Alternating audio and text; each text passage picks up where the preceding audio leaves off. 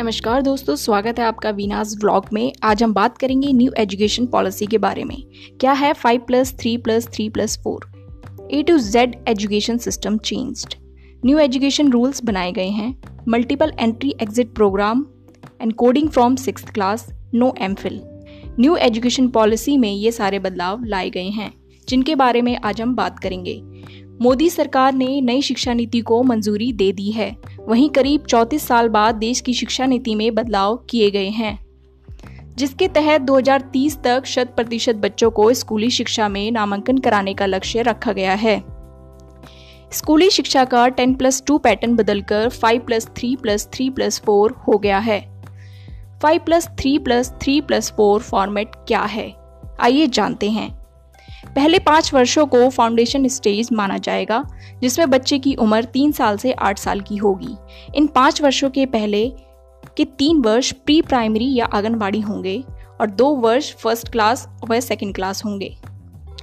ये 5 वर्ष पूरे होने के बाद अब अगले 3 वर्षों को पूर्व प्राथमिक स्टेज माना जाएगा, जिसमें बच्चे की आयु 8 से 11 वर्ष की होगी। इसमें 3rd से 5th क्लास तक के विज्ञान, गणित, सामाजिक विज्ञान आदि विषयों को पढ़ाया जाएगा। अब अगली 3rd स्टेज शुरू होगी। अगले 3 वर्षों को प्रारंभिक स्टेज माना जाएगा, जिसकी आयु 11 से 14 वर्ष की होगी। ये 3 वर्ष 6th क्लास से 8th क्लास तक के होंगे। अंतिम 4 वर्षों को सेकेंडरी स्टेज माना जाएगा, जिसमें आयु 14 से 18 वर्ष की होगी और 9th क्लास से 12th क्लास की शिक्षा को पढ़ाया जाएगा। अब स्ट्रीम सिस्टम को खत्म कर दिया गया है, यानी कि आर्ट्स स्टूडेंट बायोलॉजी फिजिक्स की पढ़ाई भी कर सकते हैं और साइंस स्टूडेंट हिस्ट्री की पढ़ाई भी कर सकते हैं। कोई भी सब्जेक्ट चूज करने की आज़ादी होगी। नई शिक्षा नीति में 5वीं क्लास तक मातृभाषा स्थानीय क्षेत्रीय भाषा में पढ़ाई का माध्यम रखने की बात कही गई है। इससे क्लास 8 और उससे आगे भी पढ़ाया जा सकता है। क्लास 6 से कंप्यूटर कोडिंग सिखाई जाएगी और इंटर्नशिप करने का मौका भी मिलेगा। क्लास 9 से 12th क्लास में सेमेस्टर सिस्टम लागू किया जाएगा। विदेशी भाषाओं की पढ़ाई भी सेकेंडरी लेवल से ही शुरू होगी। हालांकि नई शिक्षा नीति में ये भी कहा गया है कि किसी भी भाषा को थोपा नहीं जाएगा। अब रोट लर्निंग को समाप्त किया जाएगा। रिपोर्ट कार्ड भी अब पहले की तरह तैयार नहीं होगा। अब स्टूडेंट खुद को मार्क्स दे पाएंगे, साथ ही क्लासमेट्स और टीचर्स भी मार्क्स देंगे। तीनों के मार्क्स को मिलाकर रिपोर्ट कार्ड तैयार किया जाएगा। कॉलेज में एडमिशन के लिए कॉमन एप्टीट्यूड टेस्ट होगा और फिर 12th के मार्क्स और कॉमन एप्टीट्यूड टेस्ट के मार्क्स को मिलाकर एडमिशन मिलेगा। नई शिक्षा नीति के तहत मल्टीपल एंट्री और एग्जिट प्रोग्राम लागू किया गया है। इससे उन छात्रों को बहुत फायदा होगा जिनकी पढ़ाई बीच में ही किसी वजह से छूट जाती है। कॉलेज में 1 साल पढ़ाई छोड़ने पर सर्टिफिकेट दिया जाएगा, 2 साल बाद पढ़ाई छोड़ने पर डिप्लोमा दिया जाएगा और 3 साल बाद पढ़ाई छोड़ने पर बैचलर डिग्री दी जाएगी। 4 साल बाद पढ़ाई छोड़ने पर बैचलर रिसर्च डिग्री दी जाएगी।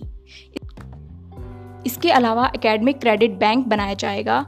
इसका फायदा ये है, अगर बच्चा एक से ज़्यादा कोर्स करना चाहता है, जिस कोर्स को जहाँ तक कंप्लीट करेगा उसके अंक क्रेडिट बैंक में जमा हो जाएंगे। अगर फाइनल डिग्री के लिए जब कोर्स करेंगे तो आपके बैंक क्रेडिट फाइनल डिग्री में ऐड हो जाएंगे।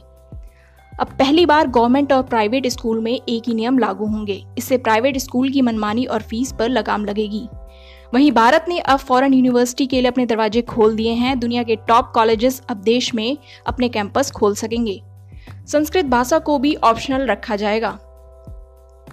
साल 2030 तक स्कूली शिक्षा में 100% ग्रॉस एनरोलमेंट रेशियो के साथ माध्यमिक स्तर तक एजुकेशन फॉर ऑल का टारगेट रखा गया है।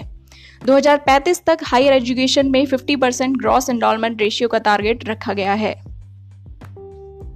वहीं मानव संसाधन विकास मंत्रालय का नाम बदलकर शिक्षा मंत्रालय कर दिया गया है। इसका मतलब है रमेश पोखरियाल निशंक अब देश के शिक्षा मंत्री कहलाएंगे। 6% जीडीपी का एजुकेशन पर खर्च भी किया जाएगा। 2021 से 2022 के एकेडमिक सेशन तक एनसीपी लागू हो जाएगी। धन्यवाद। अगर आपको ये वीडियो पसंद आई है तो लाइक, शेयर एंड सब्सक्राइब करें।